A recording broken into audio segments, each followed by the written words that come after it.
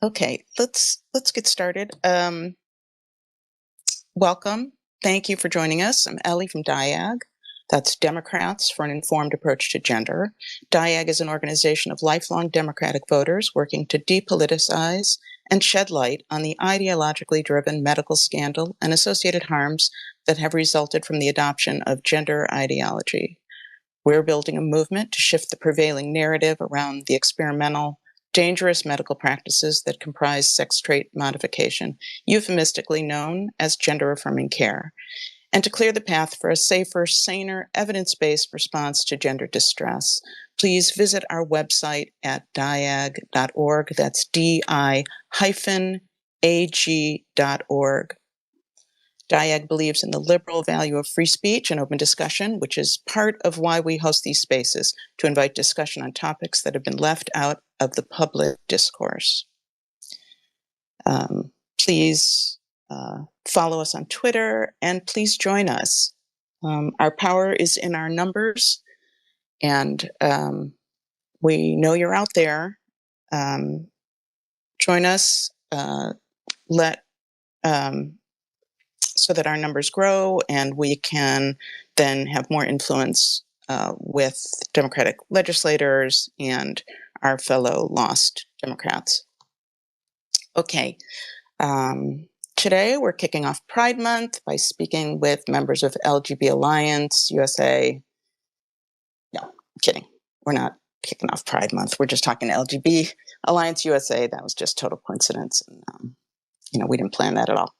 LGB Alliance USA is an advocacy organization that is confronting homophobia and working to protect gender nonconforming children from the new iteration of conversion therapy.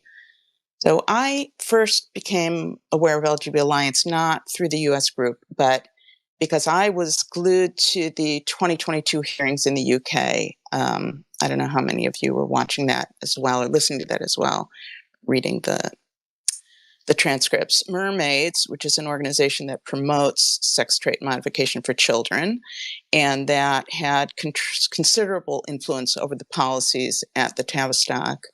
They made a legal challenge about the charity status of LGB Alliance UK, claiming that the organization should lose its designation as a charity for some, bogus reasons about harm, but ostensibly because they were against the medicalization of minors, I think. And that claim was ultimately dismissed.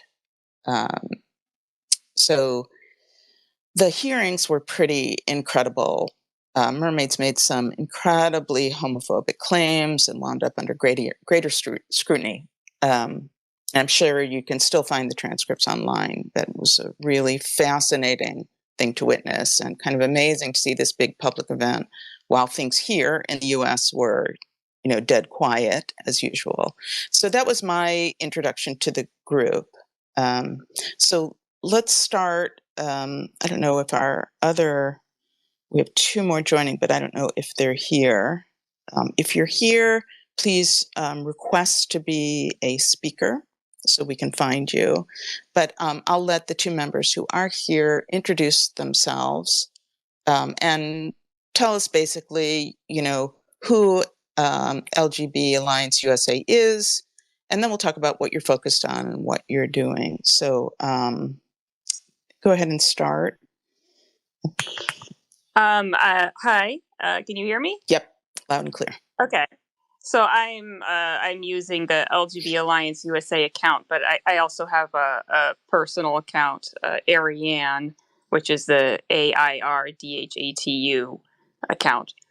So I'm the member speaking on the LGB Alliance USA account. But I got involved in LGB Alliance a little bit after it started. I think I want to say sometime in like 2021 or 2022.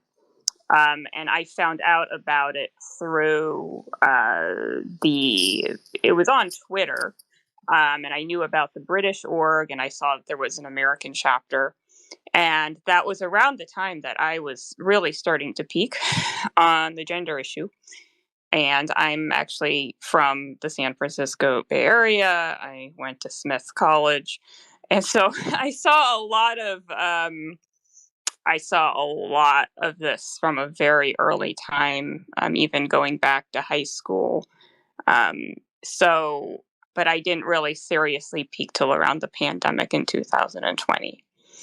And there were a lot of reasons for that. And part of it was because I was really disturbed by how much lesbian spaces have been completely eviscerated. And a lot of them had been really captured by these trans inclusive ideals. And it dawned on me this was actually really causing harm to us. So I joined LGB Alliance USA because they were hosting these Zoom socials. And so I guess that's where my journey with LGB Alliance began.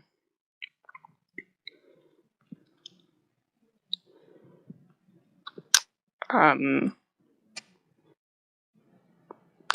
or Tim? Yeah, I'll go next. So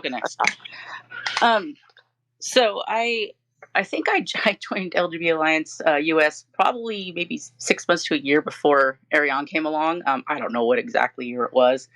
I was invited actually to join because I had been, or have, well, kind of still am, but I had been a detransition nurse advocate for a while, having transitioned myself and then detransitioned. So I was advocating on behalf of lesbians, particularly butch lesbians, in this, been gender critical for a while.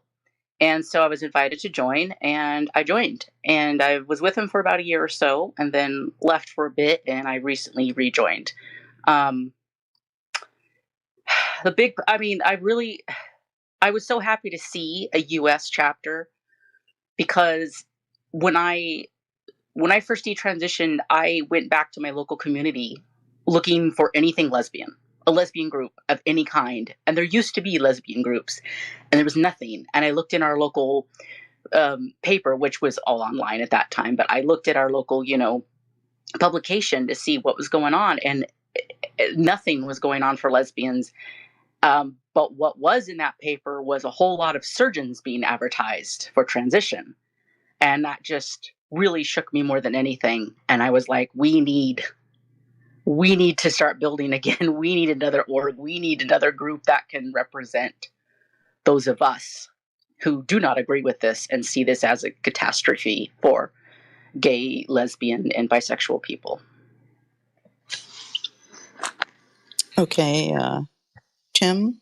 My name is Tim Roscoe. I am, by way of academic background, through college and grad school, I studied social movements and revolutions. Never thought that it would be at all applicable in my life as an adult, and had never really seen myself doing anything in activism.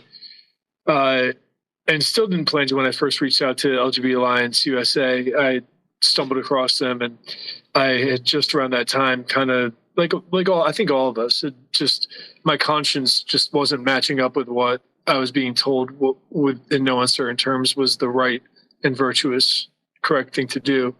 And so reached out to these ladies and have been working with them ever since. Yeah, so that's I would say that, we have a very broad spectrum of points of view, which is one of the things that's really drawn me to this, and that's one of the reasons it was a delight talking with you the other night, because I'm a conservative, and so the opportunity to sort of have something, which I think this is a universal issue. It's a not a partisan issue. So I'm thrilled to be a part of this. Great, and welcome. I want to mention that LGB Alliance USA has a Substack called LGB Voices. That's lgbusa.substack.com. And that there's also a weekly news roundup, which is fabulous. So why don't we just start at the basics? I don't know the progression. I know about LGB Alliance UK. How did LGB Alliance USA come about? Was it following the UK activism, or was it all over at once? How did that happen? Carol, do you want to speak about that? I think of the people present, you were here the earliest. Okay, I will attempt to.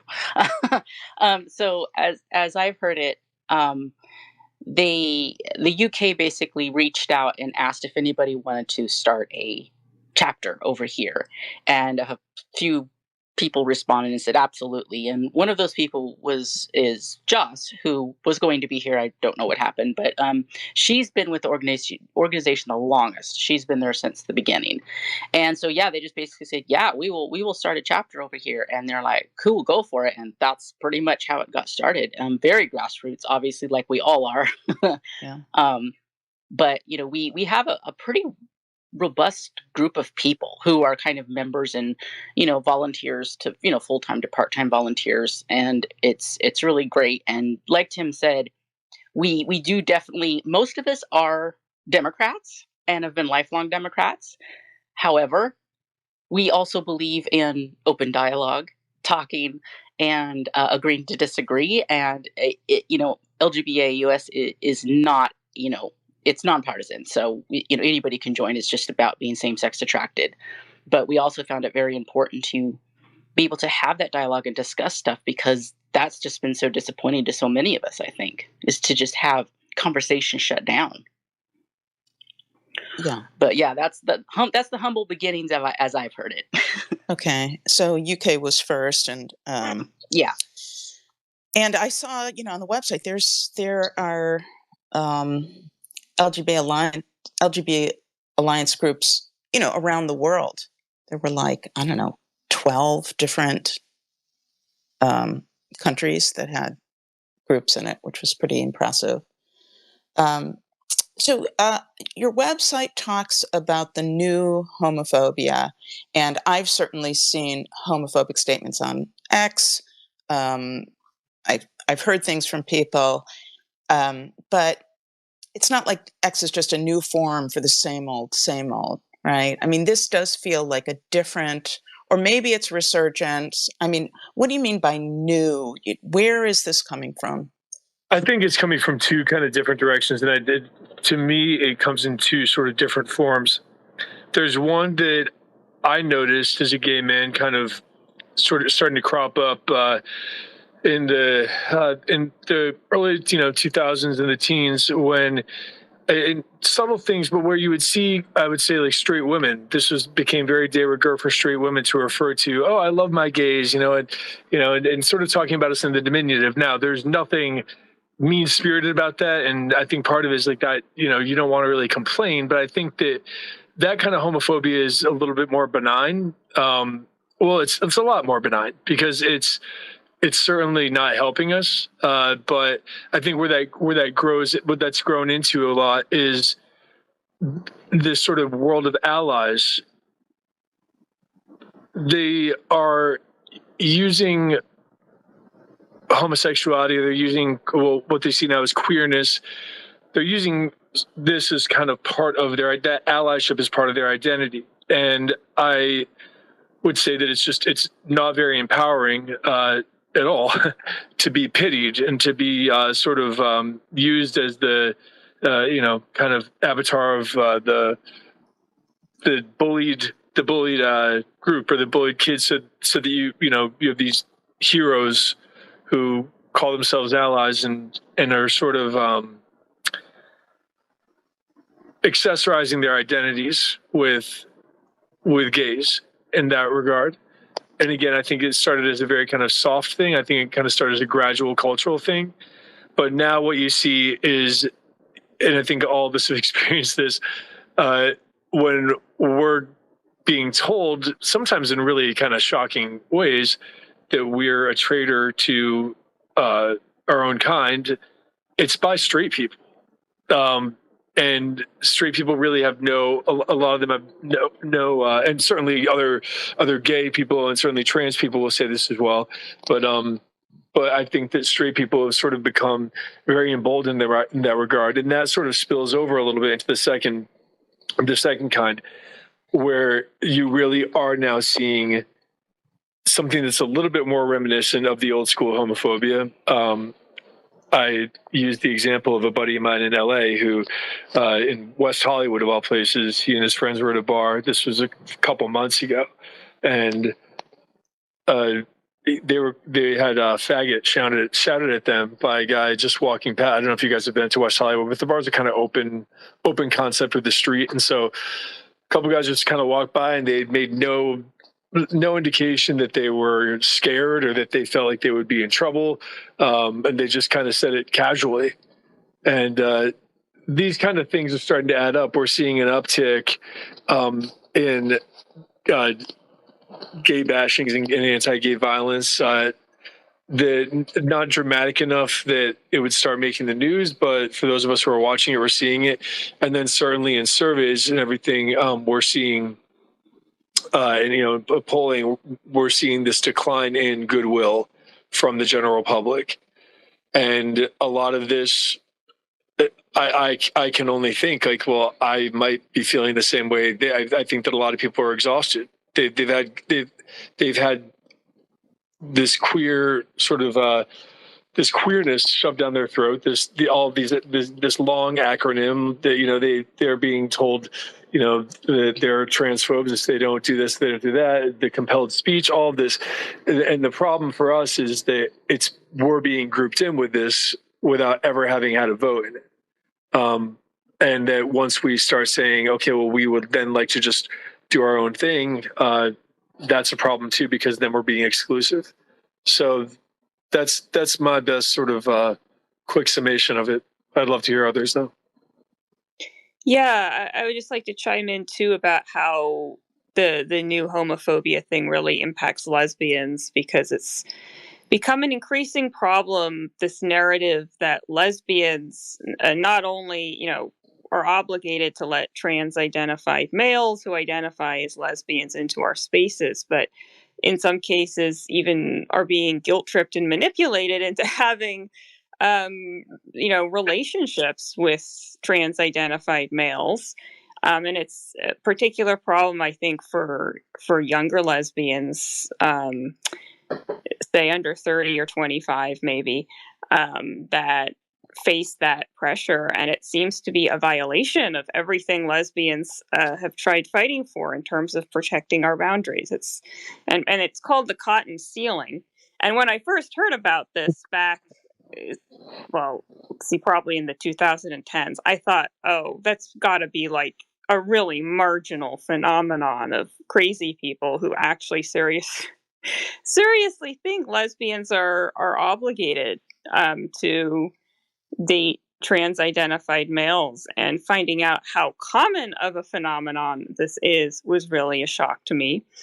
And then not to mention things like, on marketing of hormones on lesbian dating apps, cross-sex hormones. It's like, these are supposed to be dating apps for women, and they're like trying to turn us into men or non-binary or something. How is that affirming of lesbian sexuality? And so I think that's all a big problem and goes under the whole new homophobia umbrella. I would think also that what sort of, and as we talked about during our meeting together with you, the where there's a real overlap and where we share kind of I know the people, Democrats that in your circles, and then also us, we share this concern of young people transitioning. And for us, while we want it, but being regular Americans who care about all children, who care about all people, of course, it's horrifying to see what's happening, I would think, for anybody.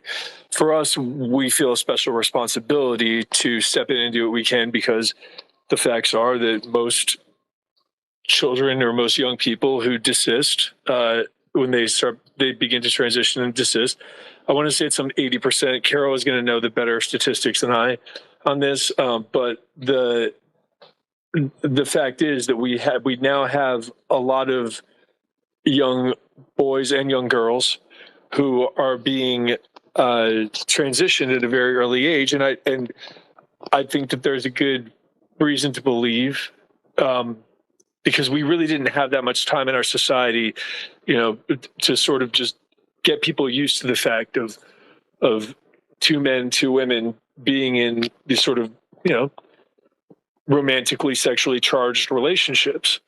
I think that the media sort of gave us a very neuter version of that. And so what came, just right on top of that, before anybody really had the chance to get used to it, was this sort of pop trans phenomenon.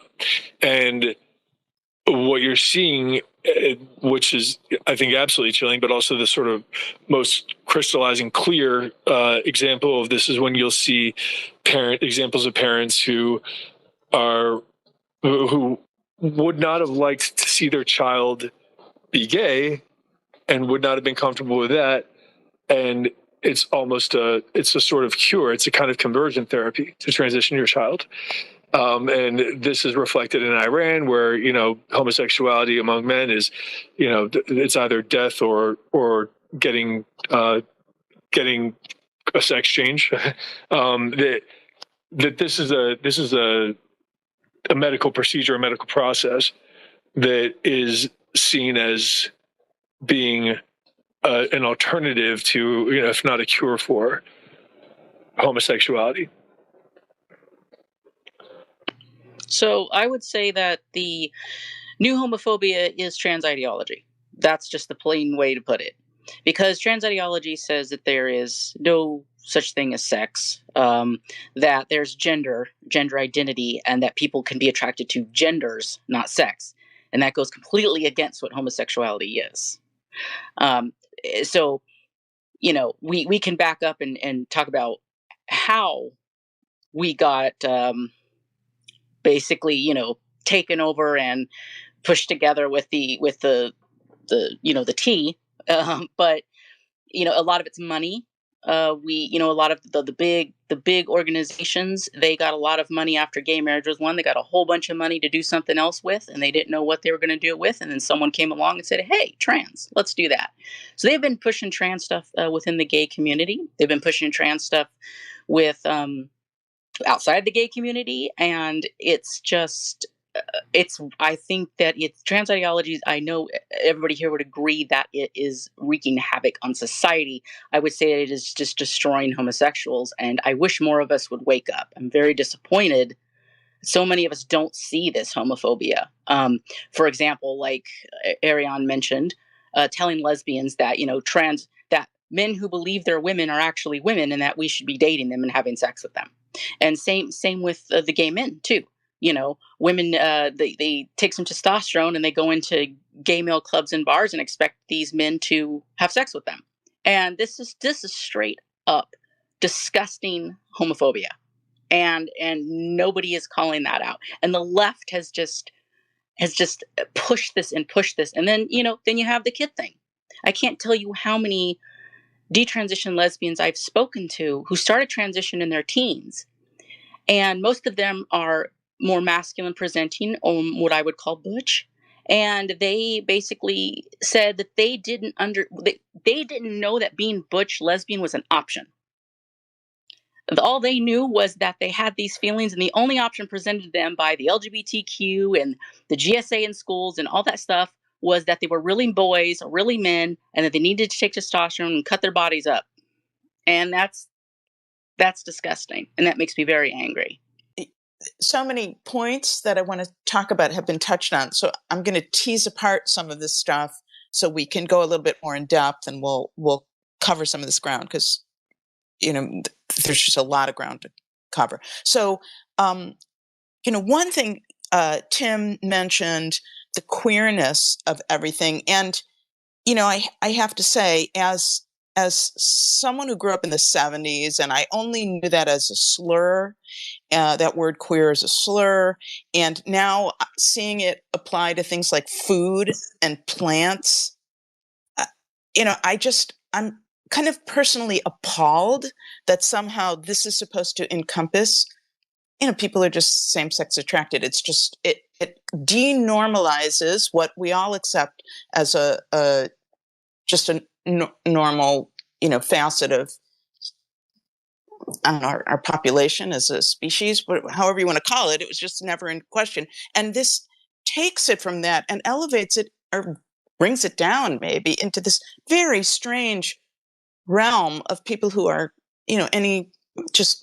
like to wear their hair differently, or it's just nutty to me. But that's something that I see, and I don't really, I'm not a lesbian, but I see it and I'm dumbfounded by it. So, and I don't know, you guys don't represent the entire community of gay, lesbian, and bi people, but what's the general gist on this? Well, I find here, specifically in the San Francisco Bay Area, I think a lot of gays and lesbians are are themselves pretty captured. I must admit, particularly if they're younger and were really raised in this sort of thing. Because at my high school, I was in the class of 2007, and there was already gender and sexuality awareness that turned in, or the GSA went from Gay Straight Alliance to gender sexuality awareness. And that was all the way back in like 2005. And so I find that it can be very hard to find other gays and lesbians who are both, recognize this as a problem and are willing to speak out about it. And I mean, I myself was really, initially believed in a lot of the queer stuff. I can't say I was ever entirely comfortable with that word. But it was definitely a word that was pushed on me since high school. And the idea being that you were being divisive if you didn't use that word. So I think for a lot of people, they simply accept the word queer, and accept that whole idea, because they don't want to make a ruckus out of it. So I don't know how to answer. They're just so you're going to find a huge amount. I think the bottom line is that there's a huge amount of internal dissension within gay, lesbian, and bisexual people about these things, and it's very disingenuous, in my opinion, when a lot of organizations try to make it seem like there is a unified narrative, that we're all on the same page on this topic, that we're all this one united community. I think that's what I object to.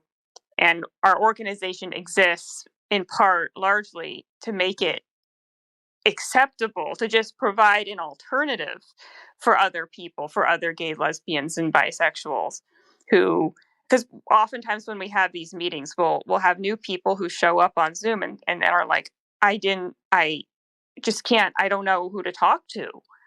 I feel so isolated.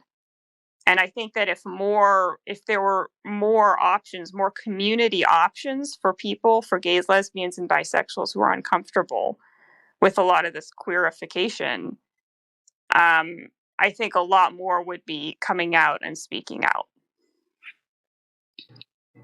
I think that queer is a way to get rid of gay people, basically, because it dilutes everything down. It's the same way with the whole acronym, LGBTQI. People, they use that all the time. What does that even mean?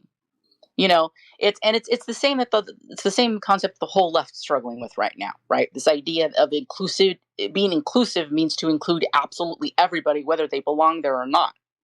And I think we have just been diluted down so much that now you can't even exist, or have your space and exist. It's like, why can't we have our own spaces?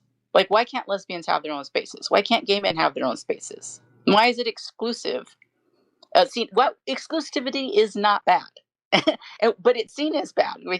Gay men shouldn't have to accept women, no matter how they identify. But the queering thing, not only is it a slur, yes, it is a slur, okay? And as a gay person, first of all, if you want to reclaim the word queer, you first need to be homosexual. And second, you need to have that word slung at you negatively. Then you can reclaim that.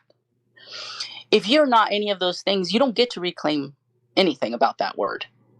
And to sit there and use that word that has basically hurt so many gay people, and then just broadly use it for everybody is disgusting and appalling to me.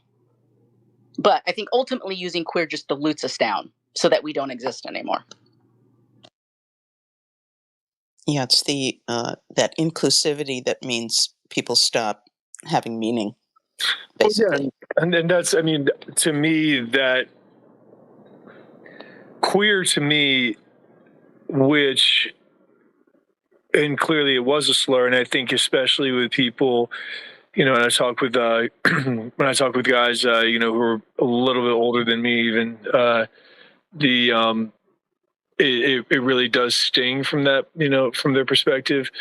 I think though it also just going from the word and then what that word encompasses and what it means and how it's being kind of sold is as a sort of all comers blanket term for anybody who chooses to be a part of this, whatever this is. And I think that's the part of the problem too, is that we had Philly Pride yesterday, and I spent a little amount of time just kind of walking through there, and there's just nothing gay about it. I mean, it's mostly women, and hey, women are great. I don't mind women, but like, it's a different enterprise altogether. And that was by force. I mean, not by physical force, but it came pretty close here in Philly. And that's something that, we'll drop you a link to our upcoming Substack. I've been sort of writing about that.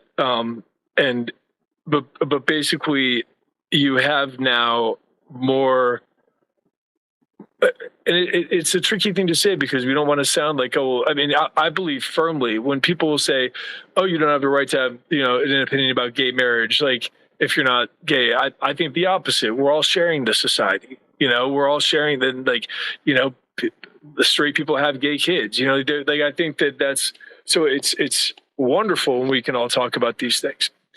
But where it gets to be a problem is where you have gays and lesbians being and bisexuals being just kind of on the margins and almost made to apologize. The other night went to an activist an activist meetup for not a meetup, but it was a gathering for a few of us who were kind of trying to convene an action group, and it became a thing that I wouldn't sort of acknowledge, that I wouldn't acknowledge my own privilege in that room. I mean, it's like that, and I don't even know whether I have privilege or not. I'm just like, I'm not saying I don't, but it's just it's so focused on. I think, and this is the broader, problem that we're facing right now. You really can't have good activism when, from the beginning, you're constantly sort of fair game if you don't fit into a certain demographic, and you're fair, and you always feel as though these relationships, these are people who are more suspicious of me than anything, being a man, and so the motivation to stay has everything to do with what's happening to kids today, and we want to still have a voice, and want to still be a part of this, and also just the fact that so much has been done for us throughout the past. But I think that even among us, we have different views of, all right, well, how is this going to look? To what extent do we see the future as being, all right, well, please, let trans people do their own thing, and let them have their own lobby, and God bless.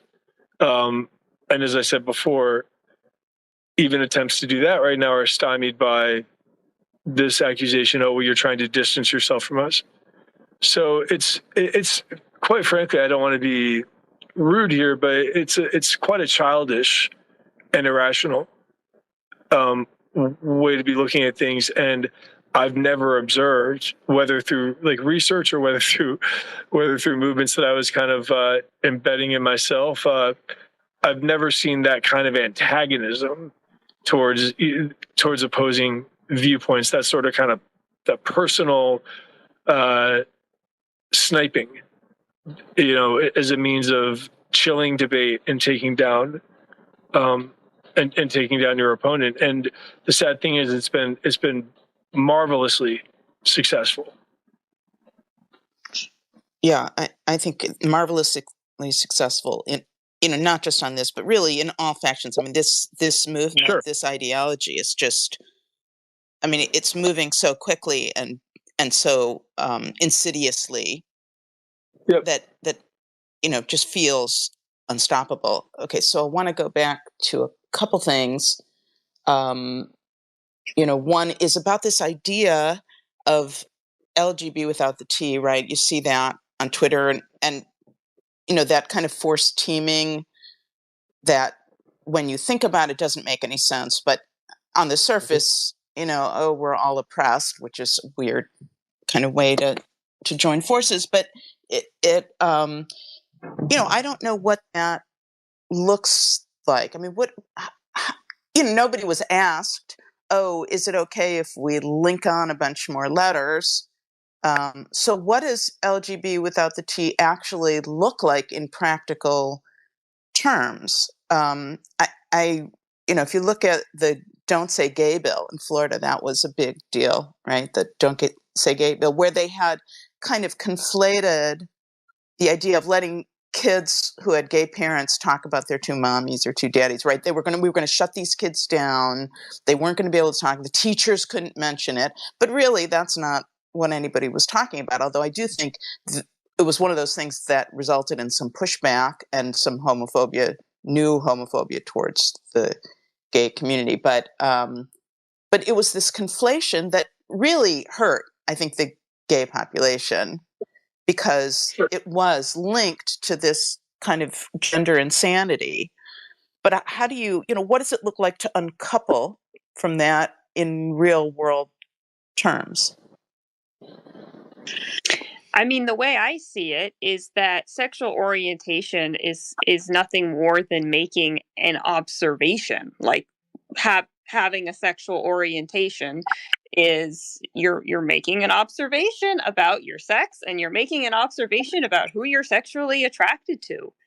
It doesn't involve changing your name or changing your pronouns or medicalizing.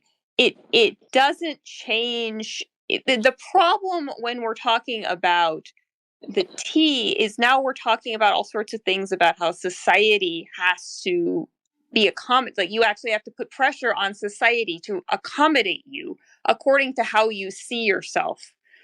And that's doing so in a way that for a lot of people, it just feels like it's a defiance of biological reality. You actually have to change your whole presentation and change how somehow tell other people this is now who I really am. And I think that if you make the distinction between making an observation and actually have an acceptance based on that observation that's grounded in biological reality versus something like a transgender identity and gender ideology, which I would argue, and I think a lot of us would argue, in some sense falls more under the category of religion and religious beliefs. And in order to accept someone as Christian, we don't have to actually believe in Christianity. We don't have to say, in order to respect a Christian, I have to believe in the Trinitarian God or something. It just means I respect you as an individual and your beliefs, but I don't feel like I'm obligated to change my life just my perceptions just to accommodate you. So I think we need to make that distinction about a shared reality that we live in, and then the ideology that can overlap that reality. And sexual orientation is more in the former, and then gender ideology is more under the latter. And I also noticed that Joss has just joined us. Yes, so we finally got her on. Speak.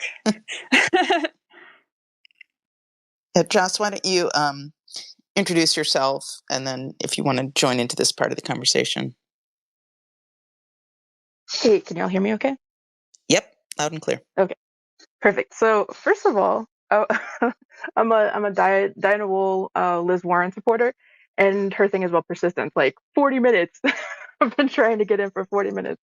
So I'm Joss, and I was a part of this from the very beginning. I'm really excited for this discussion. Lifelong Democrat, but the group, of course, LGB Alliance is nonpartisan. So really excited for the dialogue. And I'm not sure what exactly the question was that I missed because I was doing all these things trying to get in the chat. Yeah, so we were talking about what it looks like in practical, real world terms. To say, well, it's going to be LGB without the T. You know, there was never a discussion about how these other letters got tagged on, and what does it look like to divorce the rest of those communities so that you can have your own kind of advocacy. That's a good question. I think that it looks a lot like life looked maybe 10 years ago, where T wasn't so forward, and the gender ideology and the queer theory wasn't shoved in every direction towards lesbians, gays, and bisexuals. So I think I heard Ariane also talking about the difference of the gender ideology and queer theory being about something that is a belief system, whereas being same-sex oriented is a reality, which doesn't require anybody else to believe in anything about us. It just is a fact. So a landscape where these two groups were set apart would largely reflect our existence up until this whole thing happened in the last handful of years. It's just really been crammed down our throats as a collective. Like, yes, the T was added 20 something years ago, but this is now, like, the T was not that big of a deal 20 something years ago. It was a very small situation, a very small portion of anything that we would consider the broader community, and now it's just this thing that is subsuming everything about LGBT community. Yeah, it's I see it, the parallel in the kind of in the women's rights realm, where you didn't have this where it wasn't a part of things, right? It was all about women's rights, and then women's rights, and then all of a sudden it became about inclusion, and it and certainly women never said, okay, we're going to give up the word for ourselves. The only word that exists for an adult human female. No one said, we're sharing this. No one asked me, certainly, if this was okay. It's not okay. But now it's clawing back the only word we use to describe ourselves. I mean, it's an insane situation. This commonality. And Joss, I have to say, I was a massive Elizabeth Warren supporter. I think I mentioned this before, but people have to know that Elizabeth Warren and Ed Markey were both pushing to get testosterone deregistered as a class, I can't remember which class, drug, so that it could be sold over the counter. Yeah. And that's, what is that about? This is a drug that has harmed so many young women and is, irreversible. Those effects are irreversible. So I just dropped to the bottom of my people to admire. I have some theories about this, and The TLDR of my theories is that these older Democrats have very young people running their campaigns, and they're being informed by younger Gen Z about what they should be prioritizing and what makes a good Democrat in this modern cycle. So I'm sad that she's not researched this better, especially how outspoken she's been about women's rights and the strength of women and women in politics, and that she's not more informed, better informed personally. But I think it's politically expedient, but ultimately, I think they're going to lose on this. I think this is a real big problem for the Democrats. Yeah, I think we're all pretty concerned about this, what it means for the party. And, I will say, if you'd asked me 6 months ago, I would have said the same thing. I think after reading Karadansky's book, I'm a lot more dubious about whether or not the legislators can say, "Oh, I just got some bad advice." I think it might be too charitable, but I guess we don't know. But I'm starting to feel a little bit less confident that we can blame it on the young, staffers here. Okay, so I want to get to the kid thing, but there's still some other questions. And again, we've kind of edged around some of these things, but I'm curious about what it's like to navigate the gender critical LGB waters. Are you seeing a lot of pushback? I'm sure there's a generational divide there, although I do think, I've heard from older lesbians who think, oh, I have trans friends and they're great, and what's the big deal? And it's okay for adults and all this. And then you have the younger LGB folks who are, of the kind of be kind social justice mind. So what are you seeing? Where are you getting the most support? Where are you getting the usual claims of bigotry? I wasn't sure if anybody else wanted to speak to this, but I think that there is a lack of information by and large in the community, because the community is really not what I recall from pre-2015, pre-marriage equality, when we were all in it to fight for something. Post-marriage equality and a lot of the I'm in my mid-40s, so a lot of the couples I know are older and they've been together for a really long time, so they don't understand what's happening. But for the youth that are in the dating scene, or um, that are coming straight out of high school or early college or whatever, and trying to find community, there isn't one. There isn't one anymore, and so I think that where we get pushback is from people who, like I think pretty much all of us at one point, where those we followed the mantra, we listened to what HRC and GLAAD told us, and we were like, yeah, there are trans siblings, whatever. They never got past that. They're not thinking critically about what's going on, and they're just taking it at face value. And so they're continuing to repeat the mantra. They're continuing to hear these untruths or lies, like, let's not call it untruth, it's a lie, about suicide rates and suicidality. And it's just a really, really well-oiled propaganda machine that's being directed at our community. So it's to me, that's the biggest issue that we face when we have people in the LGBT community that are detractors of ours. It's that they just don't know really what's going on. What do you think? Well, I was just going to add another point that also is about community. It's just basic human nature to really want community, and LGBT people are no exceptions. And right now, the options are, this queerified, LGBTQ plus community, or really no community. We're trying now. We're trying to, build it up, but it's still, in an embryonic stage. And uh, overwhelmingly, if your alternative is LGBTQ plus community or no community, people are going to do the LGBTQ plus community because it seems better than nothing. And the result is that all the talking points you're going to get are from that echo chamber. It's going to mean that even if you do have qualms about what's going on and you speak out, you will be kicked out of that community. You could be canceled in that community. So yeah, that's what I'd say to elaborate a bit on Joss's point there. Okay. Let's let's let's jump to the issue around children.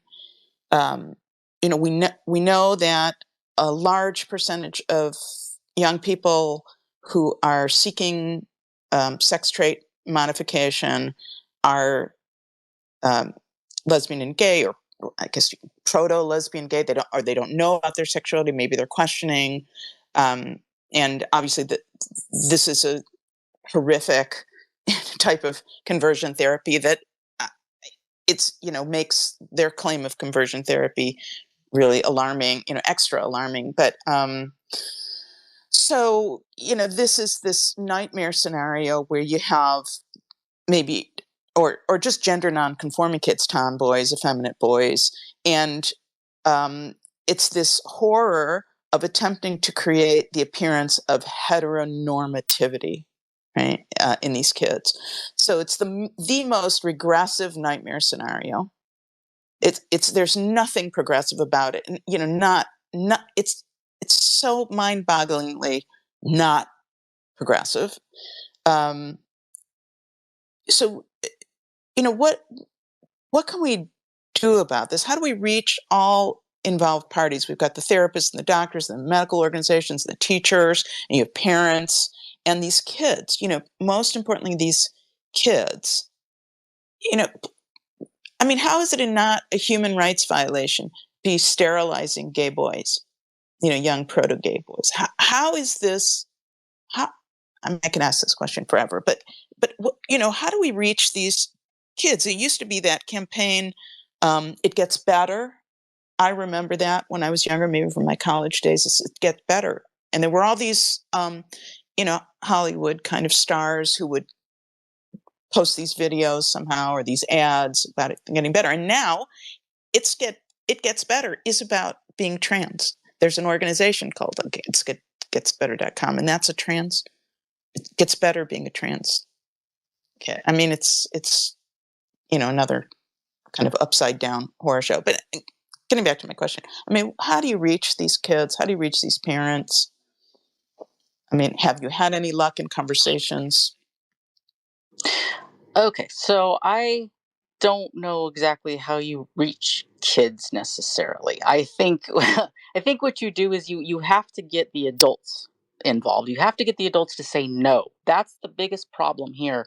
Our whole society suddenly just decided that kids can run the show. And it's mind-boggling. Kids don't run the show, adults run the show. And I've seen this in lesbian spaces too, where you have old lesbians going, well, the youth just looks at things differently, and they do the whole listen to the youth because they know what's going on, and I just don't get that. So that's number one. I think the adults have to get on board. I also want to point out that this the transitioning of gay people has been a thing for many, many years. Obviously it's now just gone everywhere, and kids are being transitioned too, but it has been a thing in the gay world for a while, and especially among lesbians. And what seems to be what trans ideology does is trans ideology takes stereotypes and says, if you don't meet these stereotypes, you aren't really the sex you are, and it tells this to everybody. And now we have doctors telling this and therapists telling this to everybody, and telling this to kids, telling this to adults. And so a detrans man, Richie, I'm sure many of you probably know him, coins this sexual lobotomy. And I think that's the most accurate term you can use for what's happening to especially gay folks right now. Because when you give these kids puberty blockers, when you give these kids surgery, they will never have the ability to have a sexual life. So you've taken that away from them.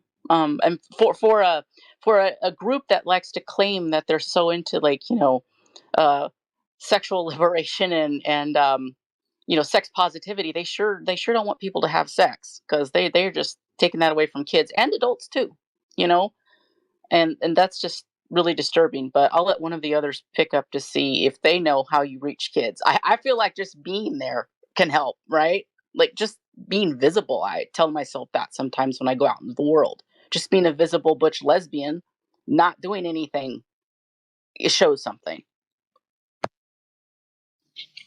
Yeah. Yeah, and not, and maybe even like basic little gestures. Like we've had conversations about like just simply calling yourself a lesbian, and which can be surprisingly uncommon these days, and not a lesbian who's not gonna call yourself non-binary or use weird pronouns or something like that. Just to let people know that that's a viable option. I want to add to, I think, the visibility and the use of the correct phrasing or terms is really important. But I think one of the things that we can do as adults is to kind of put ourselves on the line. And this is not the easy task because there is this cancel culture or this notion of cancel culture. But having the difficult conversations with our peers, because we're not going to reach their kids and we're not necessarily going to reach a random teenager on the street. Like there's definitely an age disconnect at a certain point where I'm not the cool auntie anymore. I'm just the auntie. um so but talking to their parents, because the parents, I think, are probably like the last line of defense to save them. And so having those open conversations where you out yourself as gender critical or like coming out on social media in that way was, I felt harder than coming out as a lesbian 30 years ago, however long ago that was. um, it definitely if you can do it, like Barbara Giddings like famously said, if you can take the risk, then take it. And that's where we are about talking about these issues and trying to make a movement with the parents who can have an impact on their kids. Because if the parents are misinformed, if the parents believe the suicidality risk and component, whatever that's being thrown at them, then they're apt to just go along with it and let this happen to their kids. But if they're given some information, especially from a lesbian, gay man, or bisexual, then perhaps it will move the needle a little bit and cause them to question before they just jump headfirst into medical transition of their kid. And speaking of parents, I don't I don't want to put all this on the LGB community, but parents, if you see things like the hearings, not the big hearings about banning medicalization for minors, but like the state hearings, certainly in California, where they're fighting this stuff in schools, they're parental notification, these kinds of laws and policy that they're trying to push.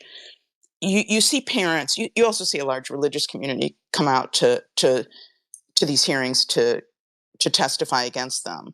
But you don't see. I don't think I've seen someone just coming. I could be wrong, so I shouldn't say I haven't. But you don't see a large organized presence from the LGB community, which I don't know if even that's possible. But coming out or talking at school boards, places that parents have tried to insert themselves to say, we're not accepting this. This is not okay. And, hearing from a parent that it's homophobic is very different than hearing from someone who says, I don't have kids in this. I'm not afraid of having my daughter be a lesbian. I really know this is unhealthy and dangerous. But having someone from the LGBT community come out and say, I don't have a kid in this, but this is homophobic. Because I'll tell you, coming from a parent telling someone is homophobic, they don't, they think you're crazy, and just trying to find excuses for why you don't support this. I agree with you. I do agree with you that I think that we've talked about that, and this is something we really want to do moving forward. Is we need to be more public in our own communities too. and we need to be more public on the scene, pushing back against these things. I would say that there actually is a lot of lesbians, but they're part of the women's, the feminist groups. Right. So, Yeah. that's where they're at. Yeah. Yes. True. Right. And I see the work around things like, men and women's prisons. I see a lot of the real harm to women and girls where the lesbian community or the lesbians in the women's rights community are on the forefront, definitely. But it's a different realm when we're talking about the medicalization, where you have to insert yourself, and it's I think it's a little dicier, right? So, but I think it would be helpful. I'm a parent as well, and for my part in it, I have gone. Actually, last year I went to my son's school. It was a junior high, and the teacher came out and she was wearing a pronoun shirt, and I said, "No, thank you." And so we called a meeting with the teacher and a whole bunch of the group, and basically I laid it out that we don't believe in trans ideology. We believe in reality. We're atheists, and this will not be acceptable in my son's school. And if I see this stuff around again, he will be pulled. And then I told my story too. I told my story about how transition hurt me and hurt my family. And I had these women crying, other than the teacher. Teachers, I'm not happy with her. But other than the teacher, I had these women moved. And I think that's important to do. You have to put yourself out there. And my son goes to high school next year. And me and my wife have already decided we are going to talk to that teacher right off the bat and lay down the rules. And there's going to be no trans nonsense in that classroom that my son will participate in. And I think all parents need to do that, especially gay parents who are against this. Yeah, it's a much stronger message, I will say. I think coming from a gay parent, I think just in this culture, especially if you live in a blue bubble, just easy to dismiss a parent, especially, a white middle class or whatever parent. I'm going to present an analogy here, and sort of with, I don't want to say in contrast to, but just that, I think even among ourselves, and we have sort of approached this differently with the same goal, but I think there are different ways to approach it in different situations, and that's kind of the beauty of this enterprise. But I come from a background of fundraising, and in particular, major gifts fundraising. And long story short, major gifts fundraising is the kind of fundraising you do where you're sitting down with somebody who you've qualified as being able to give $250,000 generally is the kind of general standard. And the process, the sort of cliche is that if you're a good major gifts fundraiser, you'll never have to ask them how much money they're going to give. You never have to actually ask them for money. Now, bear with me, but this is really applicable because while you're building these relationships and while you're understanding what it is that they're looking for in the world, finding out what their passions are, then on your own time, you're able to sort of look around at the university, see what they're doing in these different areas that they're interested in. They may be a science geek. They may have a daughter who's just gotten into dance. And so you're able to sort of come back to them with things that are going to really move them. And the buy-in, it's not just about getting the buy-in. It's not just about getting their check and being like, all right, sucker. And then just jumping into the car and leaving. Because you want to steward them through this. You want to show them the fruits of their labor and the fruits of their sacrifice. And I think that that's very much what we are looking to do. I think we're developing a major gifts kind of capacities. We build our fundraising operation. But I think overall, what we're really doing too, because right now we're not going to have the attention necessarily of the masses. That's not what really this time is for. But by being able to connect with people and being able to find out their thoughts and how they would approach this, it sort of broadens our understanding of what we're capable of rather than just positioning ourselves as experts. Because who's an expert in this field? I mean, Jack Turbin. I don't know if I'm throwing out names to you, but we have these experts who have no problem calling themselves experts, who are pushing kids down this machine more and more. And so I think that you can get people's buy-in by berating them into it, by browbeating them into it, by making them fear for their house and their career, and more increasingly for their custody of their children.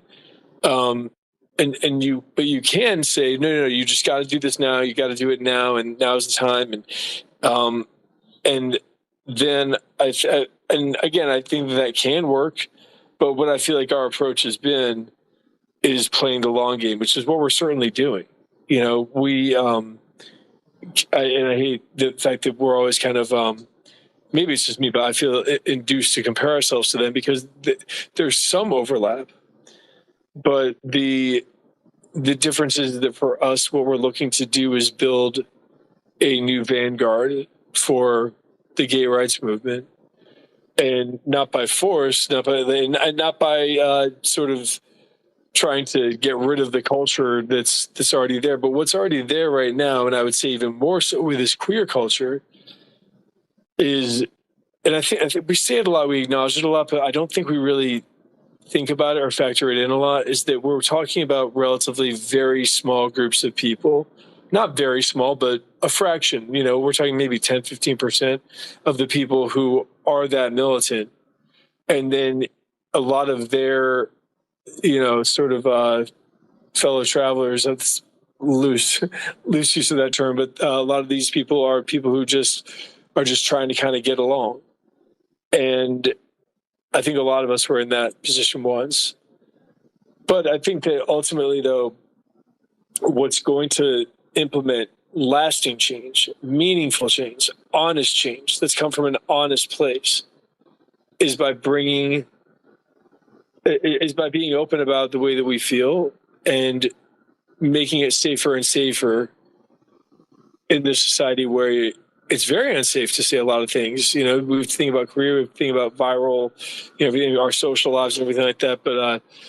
But to the extent that we can mitigate those consequences on an individual basis, I think that is that's one of the most powerful things that we can do, because I honestly do not think I've seen so many.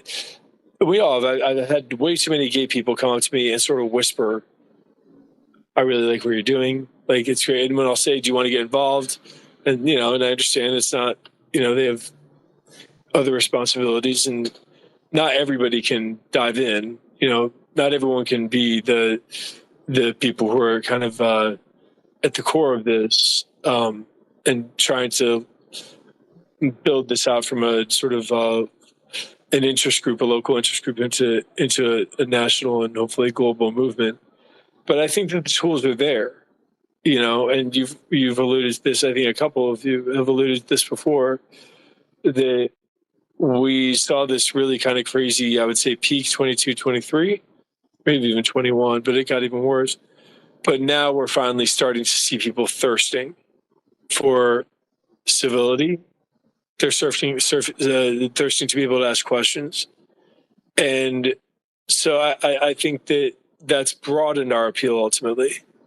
You know, so the curse of the woke, the curse of being grouped in with all these other people, the bad thing has been that we've been sort of swept away with all of that with no say of our own. But at the same time, in emerging from that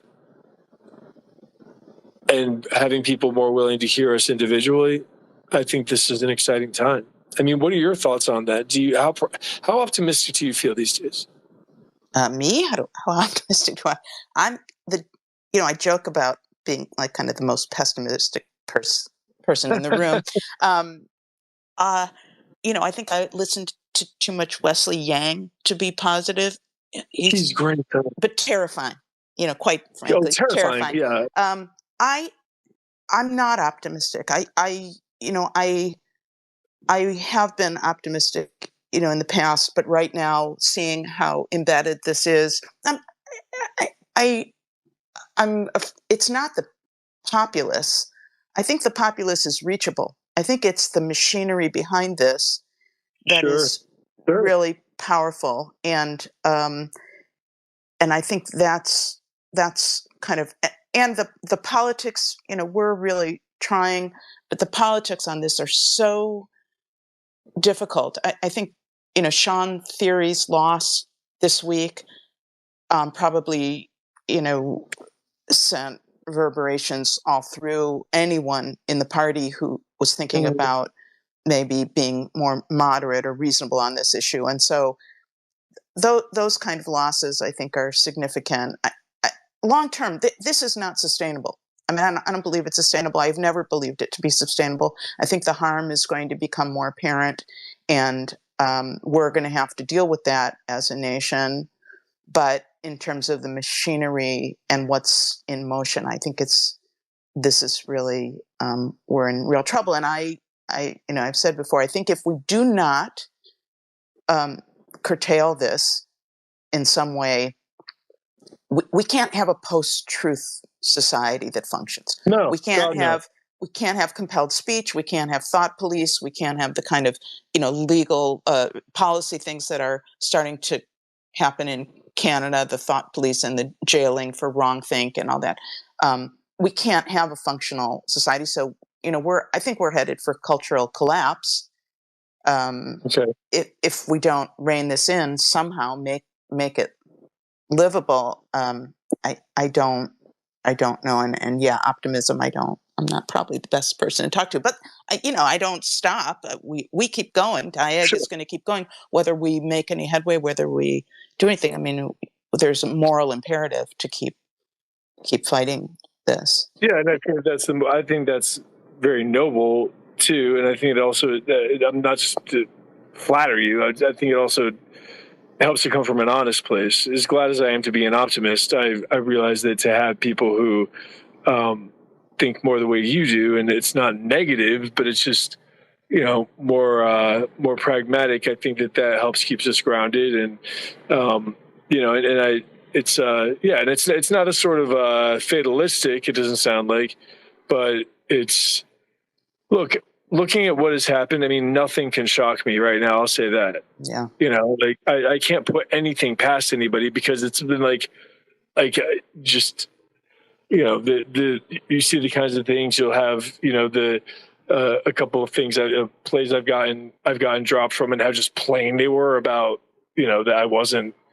that they felt unsafe around me. I mean, just I'm like the teddy bear of a guy. Right, yeah, terrifying. You are terrifying. I'm afraid of mice. And then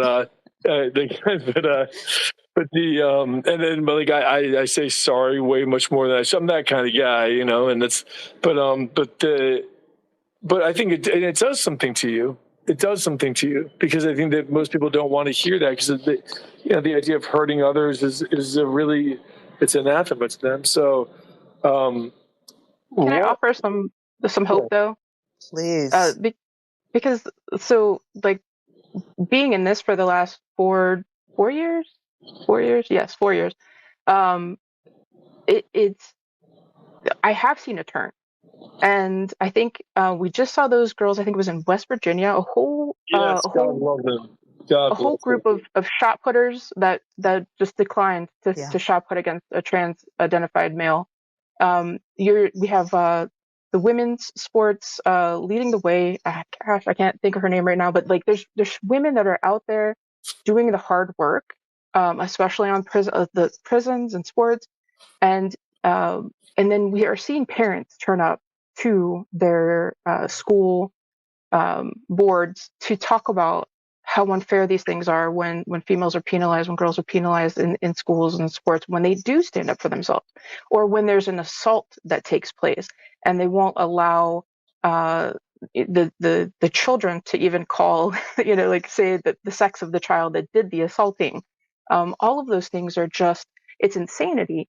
And what I'm noticing more and more is across the board, people are feeling less fear about speaking the truth and saying what is real and talking about reality and stating up for themselves too. And that's really what I think is going to really turn the tide, is for young females in particular to feel that power that they have, especially in numbers. Sisterhood is powerful, and they have to stand together to call, to call what is happening to them what it is, and not hide it and not go along with the insanity. They have to speak the truth.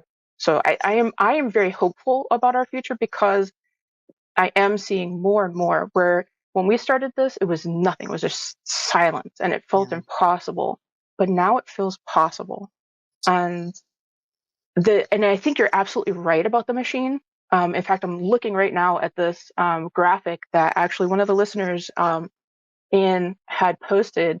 That is the ProPublica difference in organizational assets for these major LGBTQ NGOs, and it's just insane the amount of money they have in 2022 versus 2015. And we think about gay marriage, like that was one. Okay, what do we move on to now? We move on to gender ideology and trans issues. So it is a well-funded machine that we're up against, and so we have to be outspoken. We have to support those people that are out there doing, taking it on the chest. Like, to see 15-year-old girls go to little press conferences and explain what happened to them and what their experiences were, like that is a brave child, and that needs to be like shown. Her actions, those actions of those young people need to be lauded as much as we possibly can, I think. Yeah, it's true. We are seeing some incredible people, and I think really the girls sports is something to watch. What's happening there, because it's so obvious. It's so painfully obvious. So I have a couple more questions. I do want to have time for people, listeners, to ask questions. So I'm going to blow through. See what I want to. Oh, it's so hard. There's a lot we could talk about, but I'm going to try and ask a couple more questions, and then let's turn it over. We will have time for questions.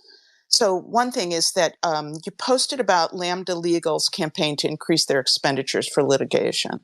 So can you fill our listeners in about what that's about and what you're seeing there?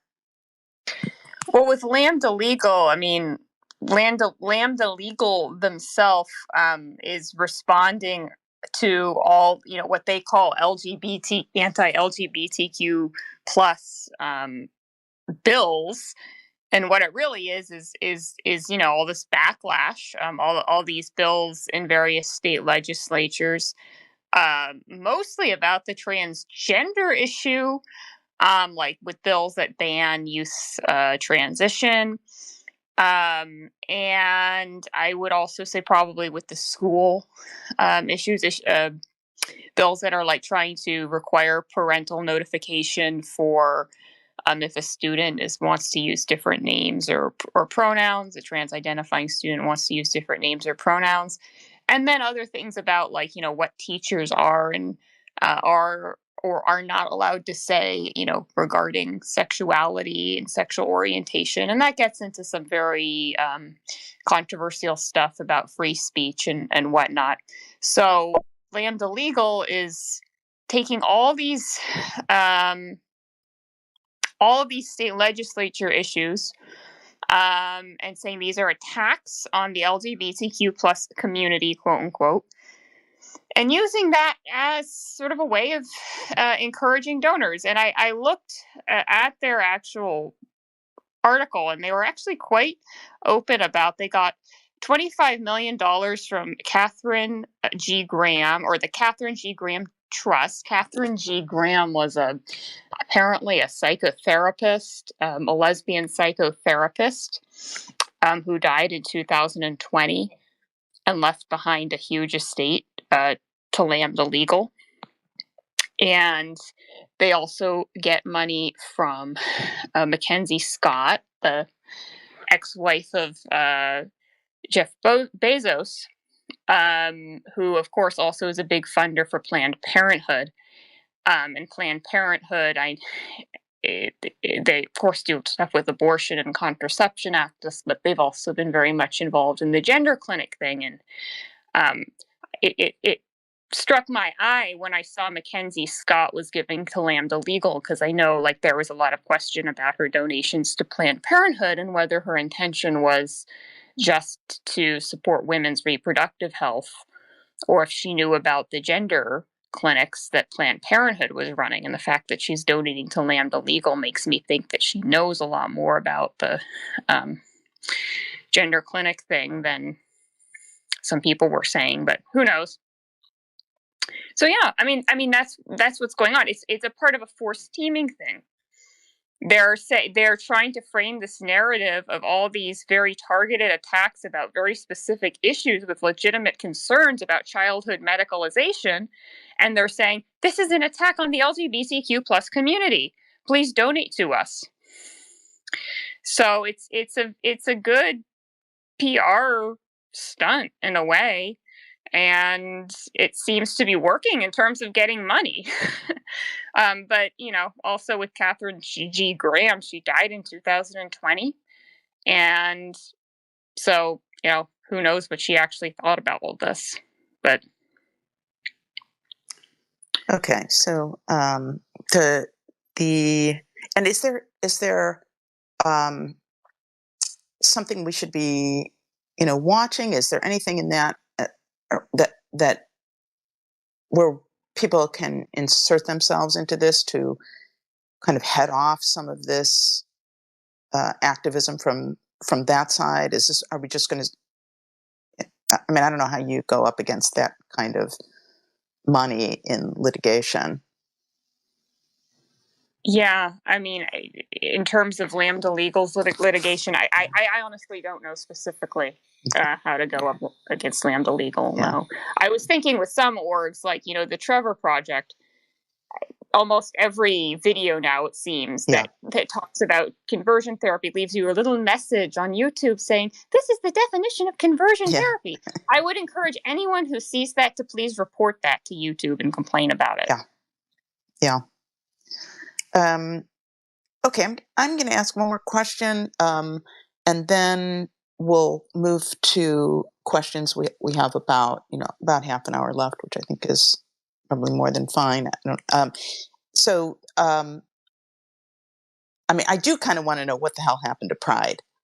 I mean, it used to be, the parades used to be kind of somewhat family friendly. I mean, maybe a little wilder in the blue bubbles, but this commercialization. I mean,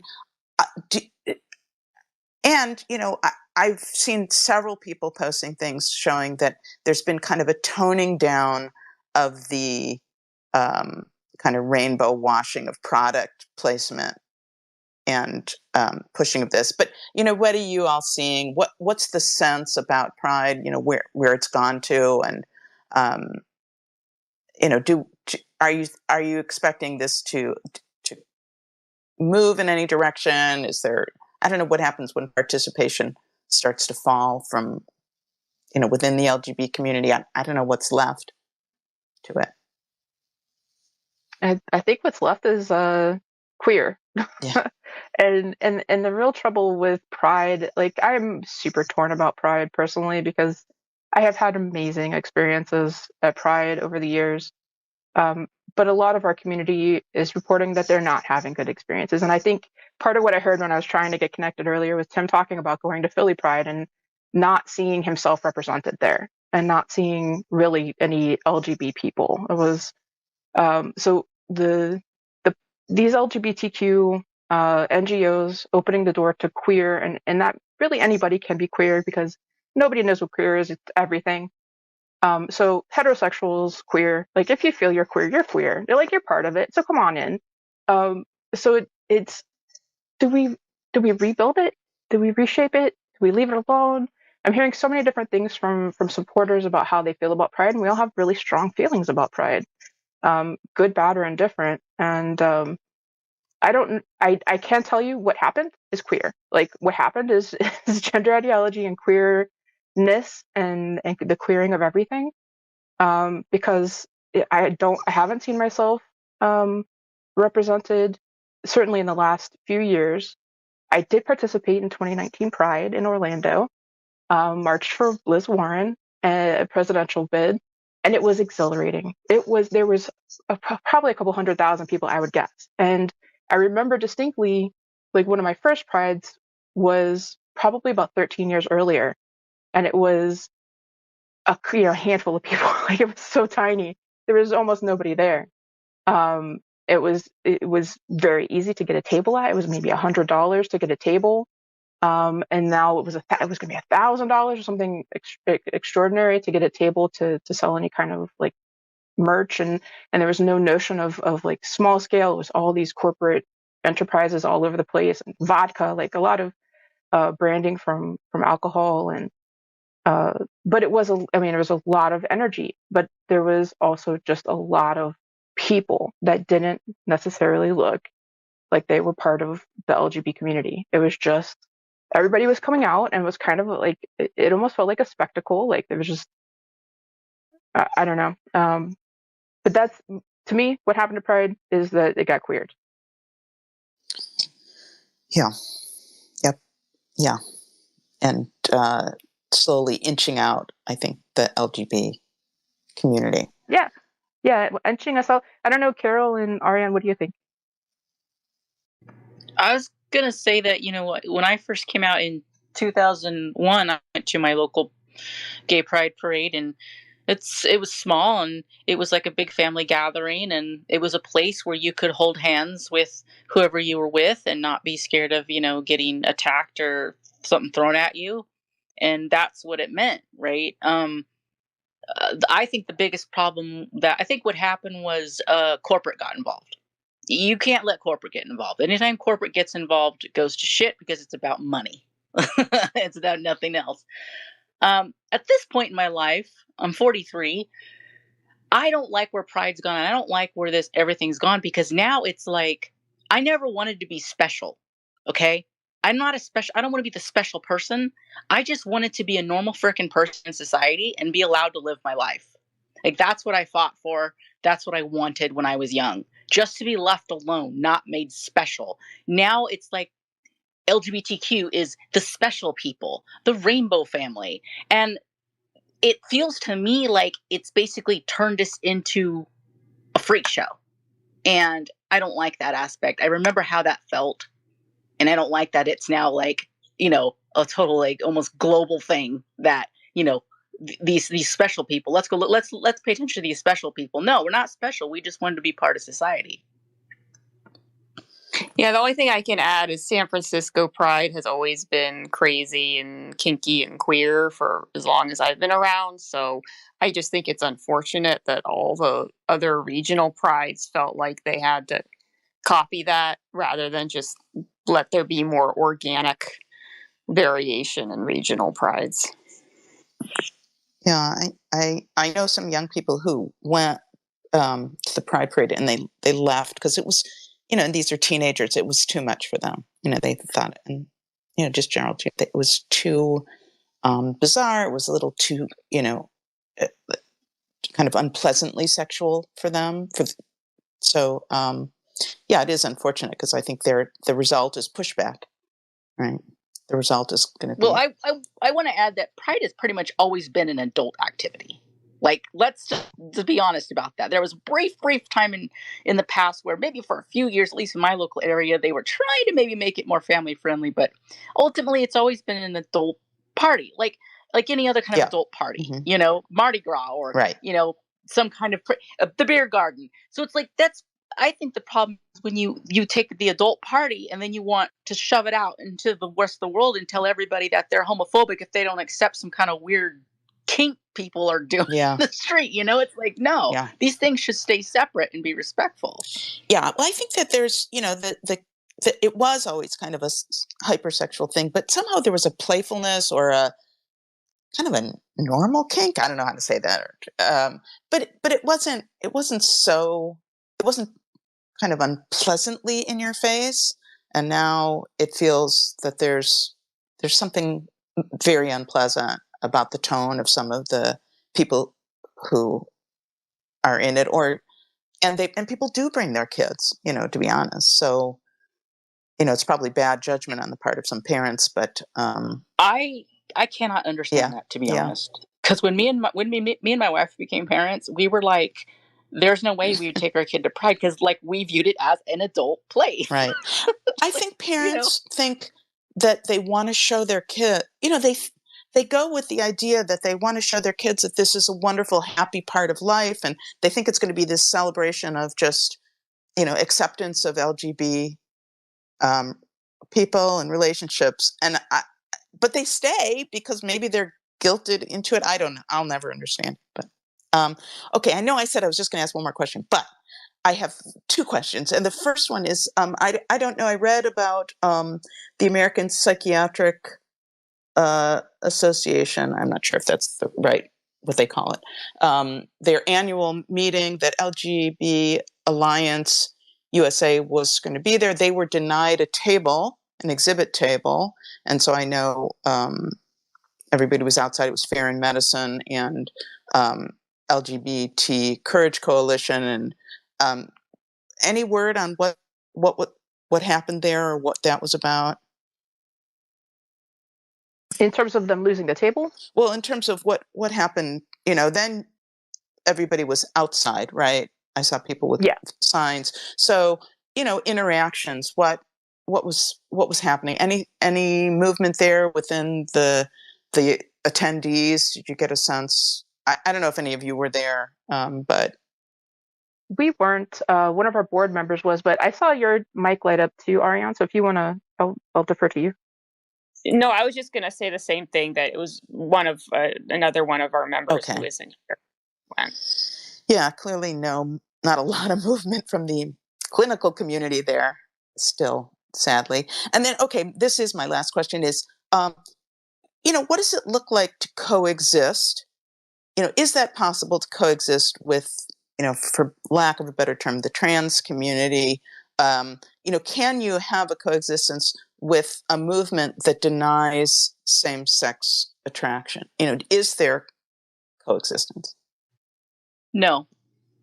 Okay, well. I agree. No. That answers that. This is not. If I had to give one little thing here, I mean, there are ways in which particular issues that disproportionately affect both trans and gay people, like, if there's discrimination against cross-dressing or something in the workforce, that's something that's going to disproportionately impact transgender and gay people. But, as a general rule, I mean, you're not going to really having a movement together. I agree. It's hard to really have any sort of like coexistence there. Yeah, the ultimate issue is that what we seem to hear a lot is that same-sex exclusive orientations is transphobic. And to me, I think we turn the tide on that and say, being the notion of trans ideology, that is inherently homophobic. Like if any of us cannot be exclusively oriented the way that we are, and we're told that we're bad or wrong or prejudiced or bigoted or whatever, that we cannot be together. We cannot coexist because those things are diametrically opposed. So it's like in the past, it was a handful of people who identified as trans. They were generally homosexuals that had a very hard time with their gender dysphoria, and this was the way they sought relief. And they understood their sex, and they understood their sexuality, and they weren't imposing themselves on anybody else. And what this is now is not that anymore. And so we cannot coexist. If we cannot coexist in the sense where LGBT people are generally want to respect other people, and like Carol mentioned earlier, be left alone. We just want to exist as ourselves. If we have a whole group of people who are latched onto us or are using us as shield, tell us that we cannot be the way that we are, or that the way that we are is wrong. And a lot of times it comes from their innate misogyny and homophobia. And my answer is no. Yeah. Okay. Does anybody else from the group want to speak on that point? If not, we'll go to questions or comments. Okay. Thank you for this really incredible conversation. I thought it was, we covered a lot of ground. It was a pleasure speaking to all of you. So here's what I'm going to say is that we're going to move to questions, but we are a little tight on time. We have less than 30 minutes. I don't know how many people are going to want to ask questions or speak. So please be brief with your question and use your time to ask a question. We do not want diatribes or long statements. If you have a brief comment, that's fine, but we would prefer a brief question. If you have a longer statement, please use the chat function, the messages, to make a statement, and know that we will cut you off if you're not civil. Okay, we're here for civil conversation. If you're not going to be civil, you can be guaranteed that we will cut you off. We'll mute you. Okay. I guess we're just that good. I think you are, quite frankly. I don't think there's any stone left unturned. Is there any, unless there's other questions, if there's anything you want to say about the organization before we wrap up? It says, yeah. I'll say we're really a volunteer-run organization, and if you're curious about us and you are LGB, what we recommend is that you come to one of our Zoom events, which we have on our website, and first of all, see if you see if you like us, and also from there, there are ways we can hook you up with the larger social network, and you can share any ideas on how you want to volunteer. If you have specific ideas, we're always interested in that. The way that our Zooms work is we have volunteers who stepped up to the plate to say, hey, I want to host a regular meeting on this particular subject. So if that's something you're interested, I'd recommend attending one of our meetings, or you could also email us if you have further questions. Okay, and I highly recommend that people subscribe to your Substack and get the news roundup, which is excellent. Really great information there. We do have, yeah. Okay, we've got, let's see, Anne, do you want to speak? Hi, can you hear me? Yes, we can. Okay, hi. How do I pose it as a question? So I shared one a graph that I put together from all the funding that has been going on in the LGBT orgs with the LGBT orgs, and comparing 2015 when gay rights became the law federally. Gay marriage became the law versus what is happening now with the latest numbers that I could get my hands on from the So, and I've done. The biggest winner has been the Trevor Project, hands down. So they went from about 5 million taken in from donations in 2015, and now they're $65 million. 2022 numbers are the latest ones that I've had. And the second biggest winner is GLAAD, not as bad, not as big, but these are the most obvious biggest jumpers. HRC is being growth everywhere, but these two are the biggest ones. So what to take away from them, I would like people to think. And my takeaway is that we have to somehow, and I would like people to brainstorm how to counter this fact that it's a suicide issue, basically. And two, how to tackle the problem with the media, because GLAAD has a lot of influence over media. So if anybody has thoughts on that or wants to add their comments, that's it, I guess. Thank you. It's been very fascinating to hear you speak. Thank you. Does anybody want to address that issue? Well, you're right about the whole suicide thing. I mean, the Trevor Project, the way that they made suicide the big cry, because otherwise all this gender ideology stuff is complete nonsense, quite frankly, to the average normie. And making it about suicide, it makes it seem like a fundamentally real medical problem. And that is the Trojan horse that has allowed it to seep into the medical establishment. So I didn't even hear about the Trevor Project when I was in high school. I didn't hear about it until the late 2010s. So I'm assuming that so your statistic about money, I mean, that drives with my own personal experience, and I think it's all about this weaponization of the suicide narrative. In terms of how do you counteract the effects of GLAAD and the outreach they've had towards basically, particularly Meta, all the affiliates of that. That's a good question. I wish I had a good answer for that. Joss or Carol, does anyone else want to chime in with an answer? I want to say, first of all, I want to plug.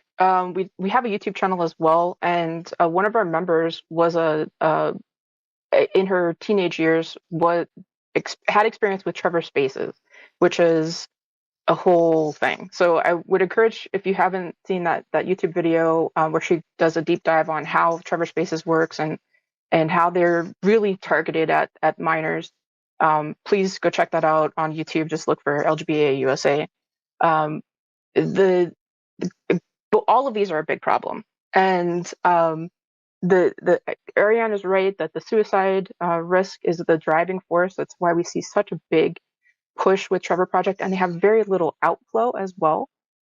What I notice now, I'm a nerd, and in nerd circles, this Pride cycle, groups like Wizards of the Coast, all the different nerd outlets, World of Warcraft, like these gaming franchises are collecting money for their Pride Month. Last year it was a trans organization. This time it's Trevor Project, and so all the money that they collect, they're then sending to Trevor Project. So they're getting funded also in these big pushes by these do-gooder corporations. So it still is that problem, like Carol mentioned earlier, of the corporations having too much power and too much sway over Pride, over all of this stuff. But their money, their focus groups, and their access to propagandize is really what is driving this. And it will be a challenge to overcome that. But that is what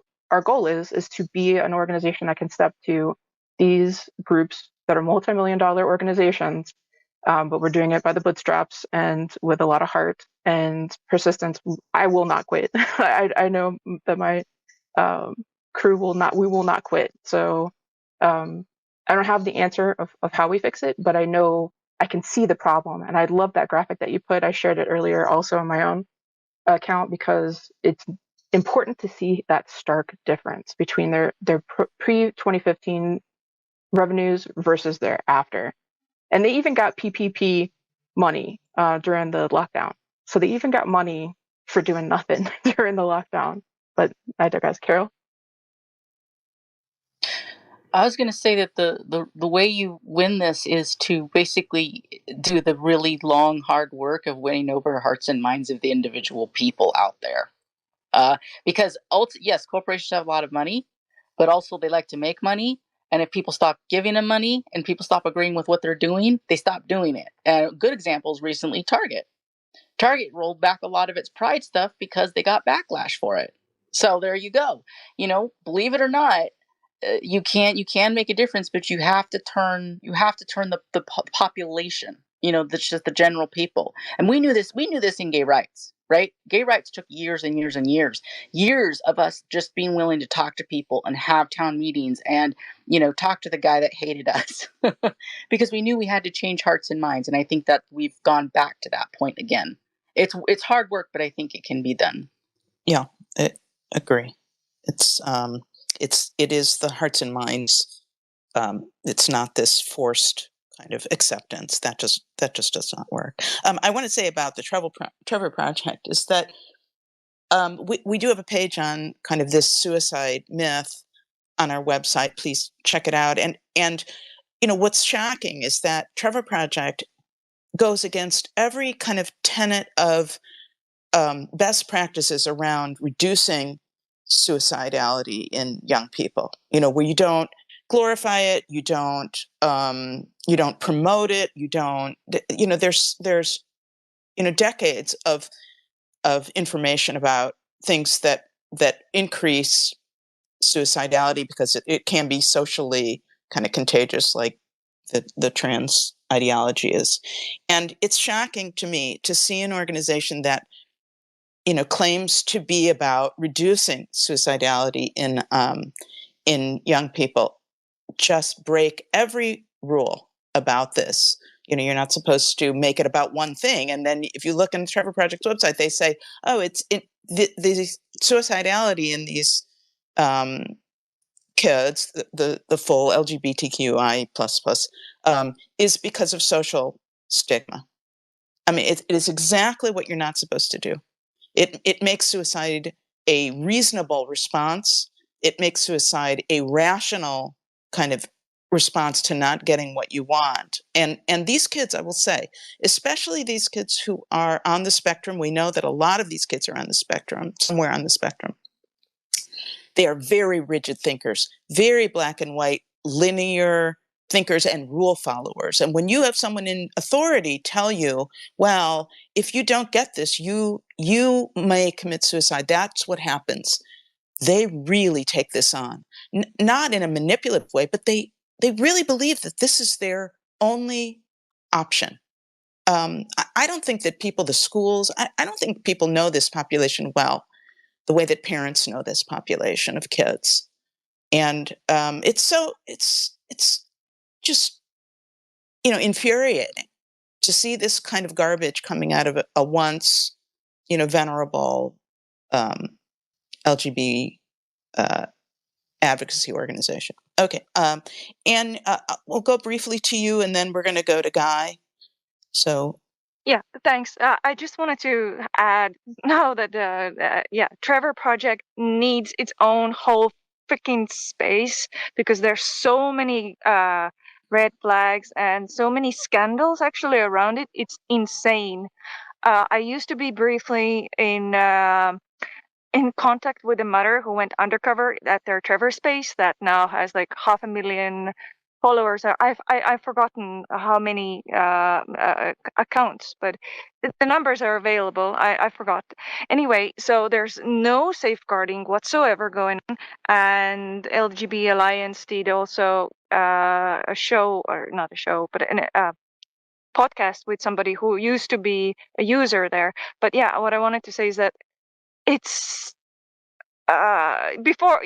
so there was an article that this woman managed to get out. I think it was in New York Post, which is not very reputable. I can put that article out, but it's what you can expect with no safeguarding, no age checks from saying welcoming everybody from 12 to 20, like 4 or what it was together.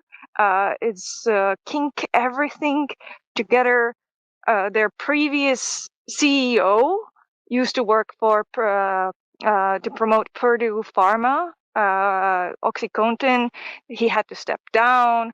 There's the Sam Brinton, who became famous for stealing women's luggage, used to work for them before Biden administration took him in under their wing.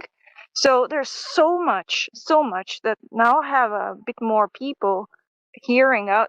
I just want them to know. Just go look. I did my little bit of digging. I will leave this information, and I just want people to just know what the hell is going on and take it on. Okay, thank you. Rant over. Thank you, Anne. Guy, do you want to ask a question or make a comment? Yes, thank you. I've been listening all night trying to figure out this Twitter thing, but hey, I did it. Congratulations. Congratulations. Hey, I just want to thank Josh and everybody, a part of the LGB Alliance. I've been participating in their chats and everything for the past year and everything.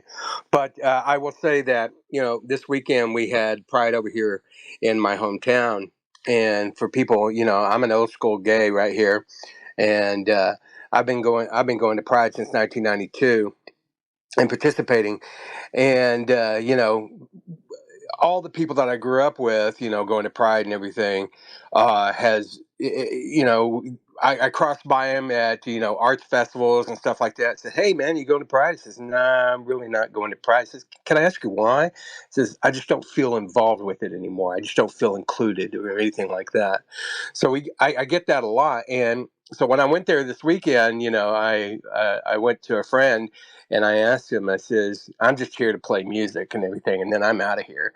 I says, "Can I ask you why?" He says, basically the thing. I says, "Yes, you've got a voice. I agree with you and stuff. You don't have to hide that voice." And I participated as a board member in my local Pride over here, and back in 2002. And I say to myself now, I would never be accepted as a former board member of my local Pride to be a part of this anymore, because I don't like giving pronouns. I don't believe in pronouns. I don't believe the medicalization of children and everything. So, I feel excluded myself and stuff. And, it's because of LGB Alliance that I can chat with other people that have this. And we have chats, every gay men's chats, lesbian chats with our lesbian sisters, and all other chats is an inclusive place. And I invite everybody out to participate with these chats. But, I just don't feel that inclusive anymore. And, I hear a lot of people say it, but, it's, they just don't, they're just afraid of coming out, because, half the flags that I saw at the parade this year was looks like under 25 kids that, were having the lesbian, not lesbian flag, but the transgender flags and everything. And there wasn't. It says, "Well, where's the gay people and everything like that?" So I feel that our representation is being erased by this current situation that we're in. And so, it's because of LGB Alliance and everything that, I appreciate the voice that they are building up here. Great. Thank you, Guy, for the plug. Yeah. Great to see you. And we're hoping that we're going to start doing our own Twitter spaces. So, Anne, you actually have a good suggestion about maybe doing one on Trevor's space or something. Yeah. Great. That would be great. All right. It's 7. We're going to wrap up here, but thank you again to our guests from LGB Alliance USA. Please check out their Substack and subscribe to their newsletter. And yeah, thank you all. Please join us at DIAG. That's di.ag.org.